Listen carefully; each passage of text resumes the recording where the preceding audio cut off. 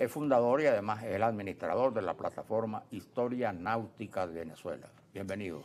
Y yo digo que es un personaje muy interesante porque se dedica a desentrañar una cantidad de misterios que le interesan siempre al gran público y que se vuelven mucho más atractivos cuando se trata del mar. Claro, nada menos que los misterios del mar. Exacto. En todas partes es lo mismo. El mar siempre está cargado de historias muy sugerentes, pues, porque de verdad que son muchos los misterios que entraña el mar todavía para el ser humano, ¿no?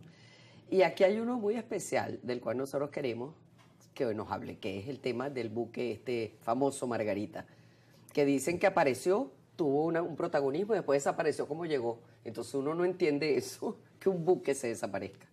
Muy agradecido, Maki, Manuel, por la invitación. Para mí es un honor estar aquí con ustedes.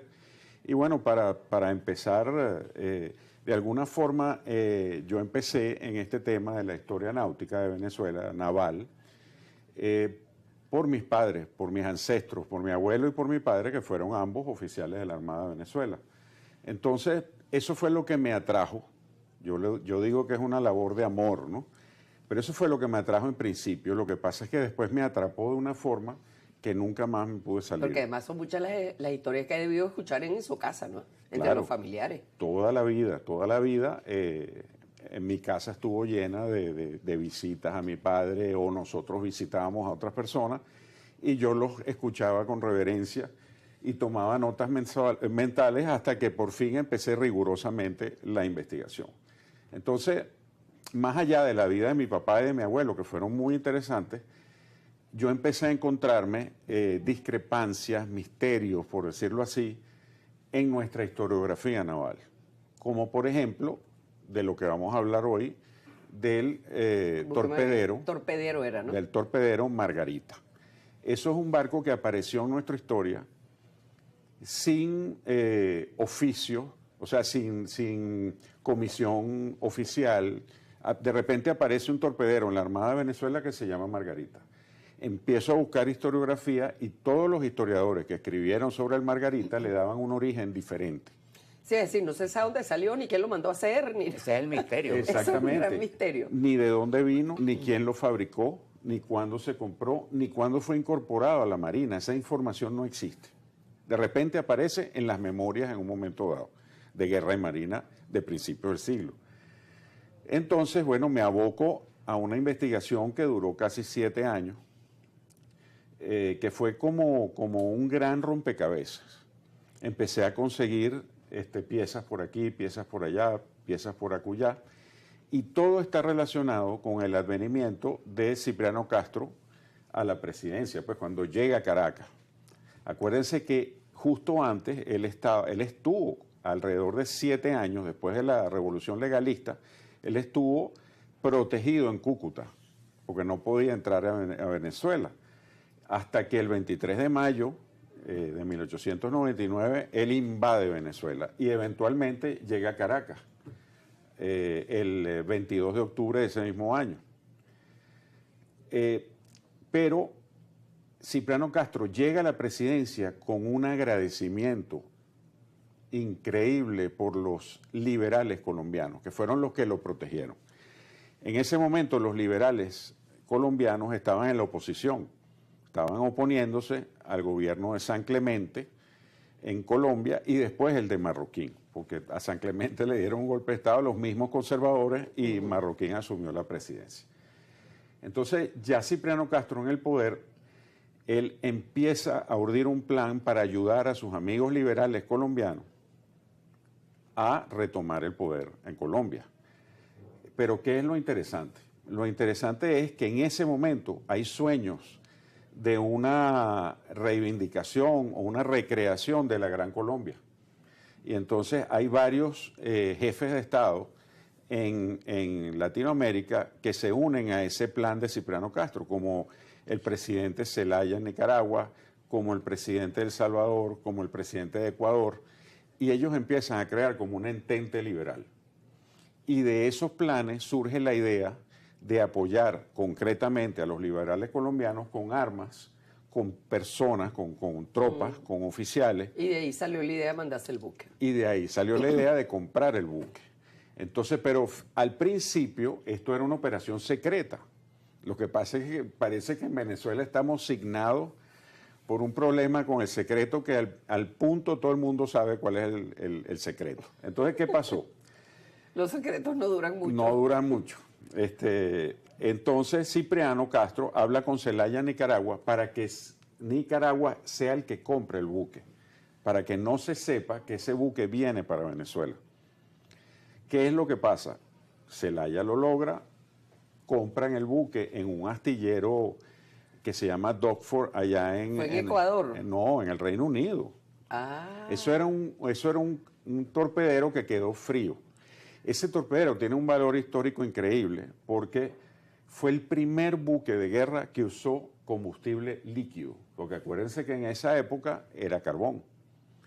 Pero este fue el primer torpedero que usó combustible líquido. En el mundo. ¿Ah? En el mundo. En el mundo. Y parece que tenía otras propiedades muy buenas, sí. como que no necesitaba un gran calado, o sea, tenía muchas facilidades. Era ese muy buque. ágil. Sí. Porque era un torpedero, era un buque pequeño, ágil, y no usaba carbón. ¿Qué es lo que pasa? Que el almirantazgo británico no lo quiso comprar porque era demasiado moderno. Ellos preferían quedarse con su carboncito y con su suciedad. Lo que ellos manejaban, pues. Lo que ellos manejaban, el paradigma que ellos manejaban hasta ese momento. Entonces, ¿qué pasó? Que quedó frío. Entonces quedó frío en el astillero hasta que vino alguien, un señor de Nicaragua, y lo compró. Miren, ahí está la silueta del Margarita. Caray. Pero ¿por qué me suena a mí tanto Ecuador en relación con ese buque? Porque la historiografía era contradictoria. Entonces había gente que decía que vino de Ecuador, otra gente que vino de España, ¿entiendes? Y eran contradictorios. Por eso fue que yo me decidí en buscar el que origen. se le llamaba el Rayo también. Se llamó el Rayo cuando lo compró Nicaragua. Pero Entonces, eso es una buena investigación, sí, ¿sabes? Porque en medio de tantas versiones contradictorias. tantas contradicciones. Y además, que salía una noticia de prensa de que Venezuela adquirió un torpedero que se llamaba Rayo en Ecuador, y entonces solo replicaban 50 diarios en los Estados Unidos al mismo tiempo, que eran como las primeras agencias de noticias de esas de hoy en día. Sí. Entonces, bueno, así las cosas, Cipriano Castro logra comprarlo.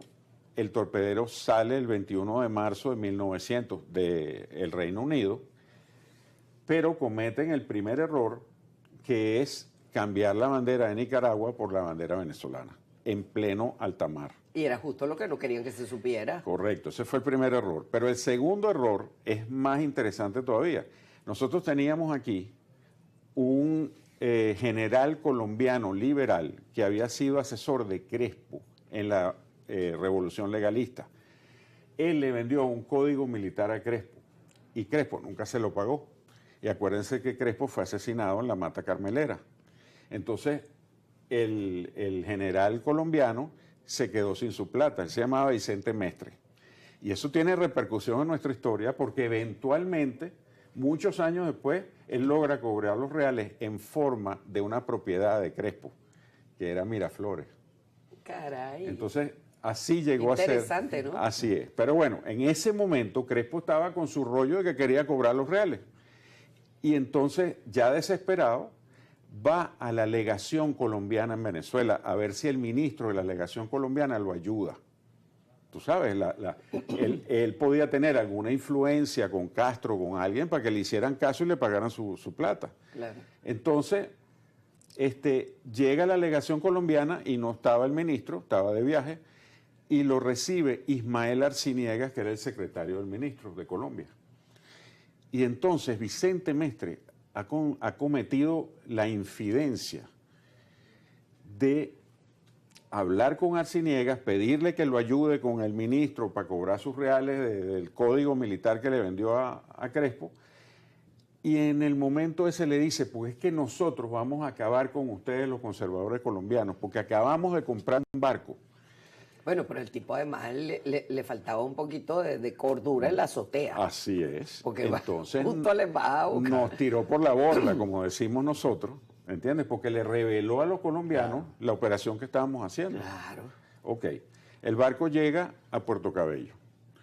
En Puerto Cabello, en esos en nuestros puertos principales, en Maracaibo, en Puerto Cabello, en Ciudad Bolívar, en La Guaira, siempre había presencia de cónsules colombianos y extranjeros en general. Y ellos estaban observando lo que estaba llegando y se dieron cuenta que llegó el barco que había mencionado Vicente Mestre, los colombianos. Y vio cómo lo armaron, cómo lo cargaron de armas y pertrechos, cómo lo cargaron de tropas.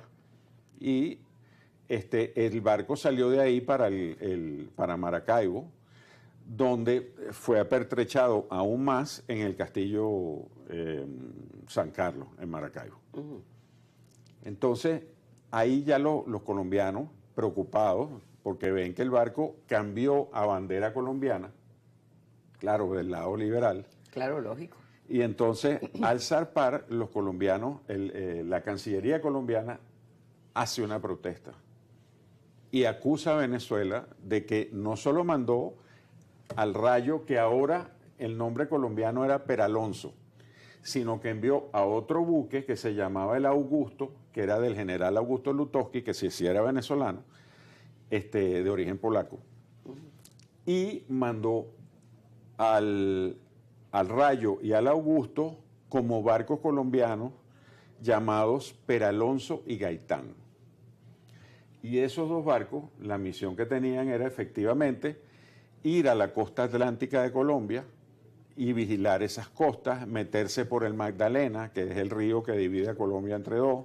Y bueno, y eventualmente el plan fue que a través de esos barcos que aumentaban el poder hacia el lado liberal, poder hacer que las tropas que tenían los liberales en el departamento Magdalena se unieran con las del departamento de Bolívar y fueran a tomar Bogotá. Bueno, pero aquí yo le voy a decir algo. Aquí algún cineasta, algún productor tiene que tomar esta historia, hacer un guión para una película, porque se presta. Pero espérate, que la cosa se pone mejor. Lo que pasa es que nos queda poquito tiempo. Vamos a tratar de resumir. Bueno, se traen a un liberal, a un general liberal mexicano, que es así como de Nogales Méndez, el aventurero, pues. El mexicano. El mexicano. Okay. Y él era el que comandaba esas dos unidades en Colombia. En un momento dado colisionan y él decide traerse las dos unidades a Venezuela para pedirle más unidades a Cipriano Castro y pedirle más dinero. Las trae, logra la cita con Cipriano Castro le dice que no. Y entonces él se molesta, le grita a Cipriano Castro lo manda a poner preso y se acaba la operación.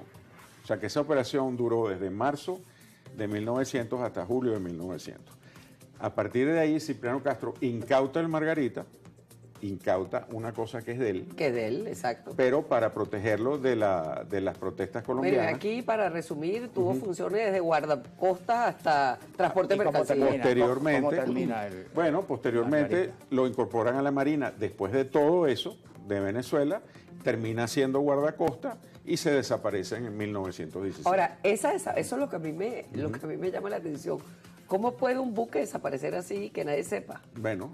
¿Qué se hizo? Mira, el buque se desaparece, cuando yo digo se desaparece, que se desapareció de las páginas de la historia de Venezuela. Exactamente. En el sentido de las memorias de guerra y marina. Ya ahí, en el 17, no aparece. Y usted no ha logrado dar finalmente con lo que pasó. Di con un dato, no, lo desguazaron, evidentemente. Eso pensé yo. Evidentemente, porque en el 1920 consigo una lista donde dice de objetos que se pueden reutilizar y aparece la caldera del Margarita. Entonces fue desguazado. O sea, lo desmantelaron. Así es. Qué buena historia. Oiga, pero nos quedamos con las ganas. Pero de todas maneras para seguir, hay que hacer sobre ese tema, ¿no? Bueno, hay que hacer una película. Sí, con hay esto. una monografía sobre Claro, ese que yo escribí claro que sí. y la tradujeron al ruso y al italiano. Oye, qué maravilla. Bueno, muchísimas gracias por haber venido a contarnos esta historia. Vamos Gracias. a la pausa y regresamos.